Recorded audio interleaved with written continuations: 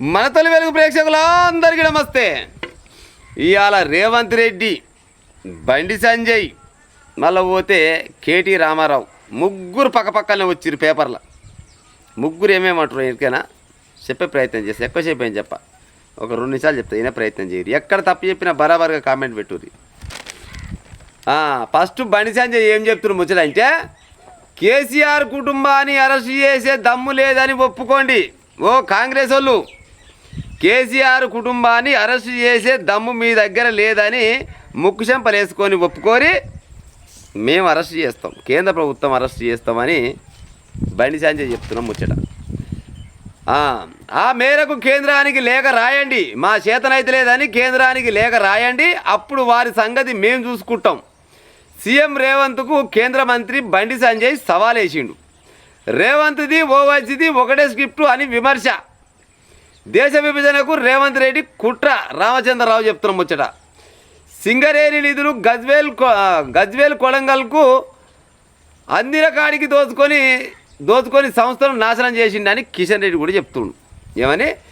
సింగరేణి నిధులు గజ్వేలు కొడంగల్కు అందిన కాడికి దోచుకొని సంస్థను నాశనం చేసిండని కిషన్ రెడ్డి చెప్తున్నాం ముచ్చట్లు. కరీంనగర్లో ఎన్నికల ప్రచారంలో కేంద్ర మంత్రి బండి సంజయ్ అంటున్నాం ముచ్చట. కేసీఆర్ కుటుంబాన్ని అరెస్ట్ చేసే దమ్ముని దగ్గర లేకుంటే కేంద్రానికి ఒక లేఖ రాయి, మేము చూసుకుంటాం ఆ సంగతి అని అంటాడు. ఈయన రాయడు, ఆయనే చెయ్యడు. అవునా కాదా? ఒకవేళ కేంద్రం అరెస్ట్ చేయాలనుకుంటే ఎన్నో రకాలుగా చేయొచ్చు, చేస్తుంది. అయ్యలని కేసీఆర్ని అరెస్ట్ చేయదు. ఈయన చేయమన్నాడు, ఆయన చెయ్యడు. కాంగ్రెస్ ఆయన ఏమంటుండో ఈయన ప్రయత్నం చేస్తా. ఈయన విన్నాక ఈయన ముచ్చట చెప్తా. బీజేపీ హామీలను ఎలా నమ్ముతాము, అసలు నమ్మగలమా? బీజేపీ హామీలను నమ్ముతామా అనేమో రేవంత్ రెడ్డి చెప్తుండు. ఈయన ఏం చెప్తుండు? పాలమూరు రంగారెడ్డికి మోదీ జాతీయ హోదా ఇస్తానని చెప్పి ఇచ్చిరా? ఇయ్యలే.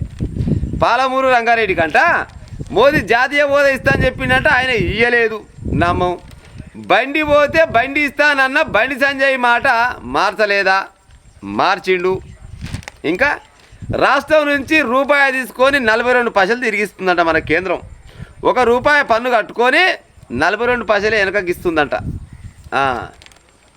ఇంకా దీనిపై కిషన్ రెడ్డి, బండి సంజయ్ ఏనాడైనా మాట్లాడారా? కిషన్ రెడ్డికి బండి సంజయ్కి ఏమెక్కడ మాట్లాడతారు? వాళ్ళ కమిషన్ వాళ్ళ చేతికి వస్తే చాలు, వాళ్ళ పనులు వాళ్ళకి నడిస్తే చాలు, వాళ్ళ కాంట్రాక్ట్ వాళ్ళకి నడిస్తే చాలు. వాళ్ళకి దేశం ఎక్కడ పోతుంది, రాష్ట్రం ఎక్కడ పోతుంది. ఇంకా ఓవైసీ భూతంగా చూపి ఇంకెంతకాలం ఓట్లాడుతారు? ఓవైసీని అంటే భూతంగా చూపించి ఇంకెంతకాలం ఓట్లాడతారంటే, వాళ్ళ పార్టీ ఉన్నంతకాలం, ఓవైసీ ఉన్నంతకాలం ఆయన పేరు చెప్తూనే ఉంటారు, వాళ్ళు ఓట్లాడుతూనే ఉంటారు. మరి వాళ్ళకి వచ్చిన విద్య గదే ఉంది. మరి రాంది ఎడికెళ్ళి చేయమన్న వాళ్ళని, ఏ పని అయితే మనకు వచ్చో గదే పని చేయాలి. రాని పని చేసి మళ్ళీ రంది పడడం ఎందుకు?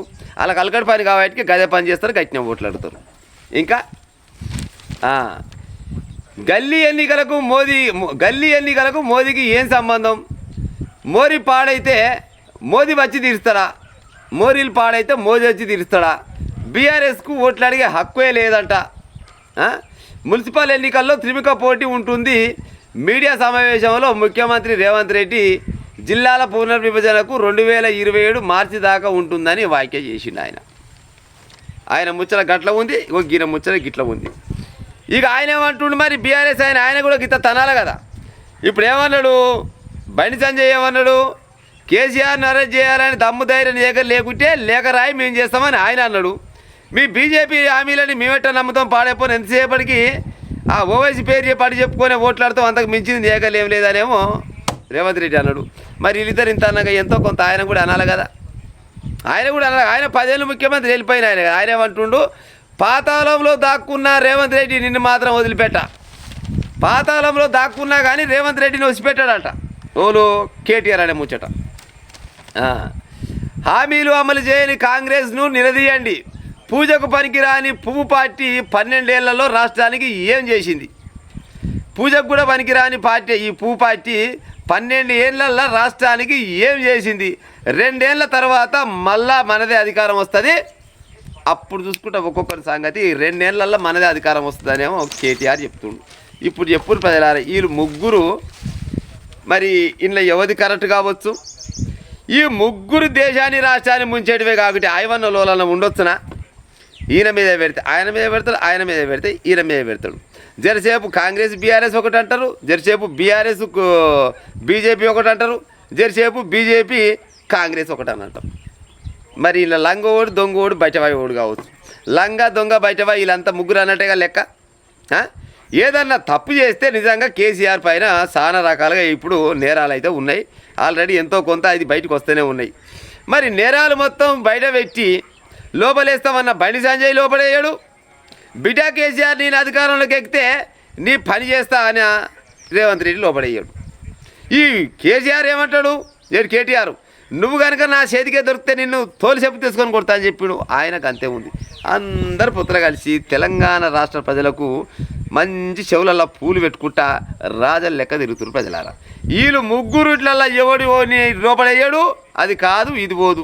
ఎంతసేపటికి పేపర్లల్లో టీవీలల్లో సోషల్ మీడియాలల్లో ఎప్పటికప్పుడు వీళ్ళు అవపడుతూనే ఉండాలి. 5 ఏళ్ళ నాడు చూసుకుంటే వాయలే మళ్ళీ ఆయన వస్తారా కల్లా మళ్ళీ ఇంకో కొత్త రకంగా చెప్తాం. ఆయన మళ్ళీ ఇంకోటి ఏదో చెప్పేసి మళ్ళీ అధికారం రావాలని ఈయనకుంటుంది, ఆయనకుంటుంది. ఎవ్వరి బాధలు ఆలే తప్పితే జనాల బాధను పట్టించుకునే రాజకీయ నాయకుడు కూడా ఉన్నాడా? వీళ్ళు ముగ్గురు కాకుండా తెలంగాణలో ఆల్టర్నేట్గా ఇంకో పార్టీ కావాలి. ఇంకో పార్టీ పేదోళ్ళ కోసం పుట్టే పార్టీ కావాలి. మరి ఆ పార్టీ ఎప్పుడు వస్తుందో ఏం కాతుందో నాకైతే తెలియదు, కానీ రావాలని మాత్రం నేనైతే మనస్ఫూర్తిగా కోరుకుంటున్నా.